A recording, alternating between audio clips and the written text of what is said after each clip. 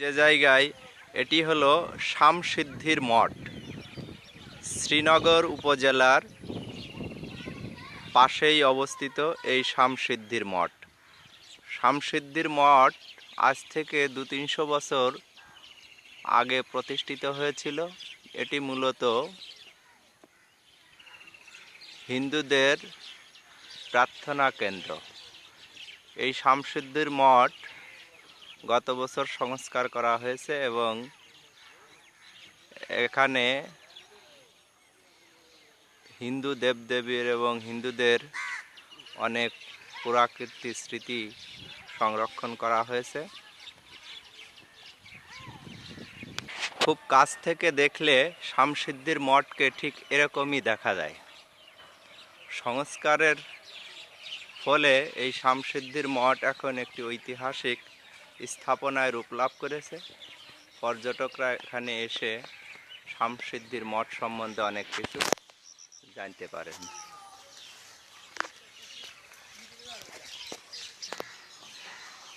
বাংলাদেশের আনাচে কানাচে এরকম অসংখ্য মঠ, মন্দির, পুরাকীর্তি, স্মৃতিস্তম্ভ, ধর্মীয় আচার রীতিরীতি, কৃষ্টি কালচার ছড়িয়ে ছিটিয়ে আছে। আপনারা এখন যে স্মৃতিসৌধটি দেখতে পাচ্ছেন, এটি বাংলাদেশের মুন্সিগঞ্জ জেলার শ্রীনগর উপজেলার শামসিদ্দি গ্রামে অবস্থিত। মঠটি অনেক পুরাতন। মঠের গায়ে অনেক পাখি বাসা বেঁধেছে। পর্যটন শিল্পের অংশ হিসাবে এরকম মঠ সংরক্ষণ করা অতীব জরুরি। এই মঠ বাংলাদেশের অনেক স্মৃতি, ইতিহাস, ঐতিহ্য বহন করে।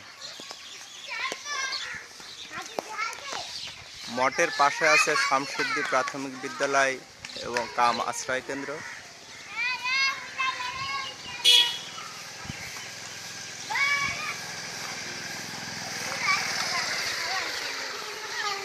আজ এ পর্যন্ত। আগামী দিন আবার কোনো এরকম ঐতিহাসিক স্থানের ছবি নিয়ে আপনাদের সামনে হাজির হব।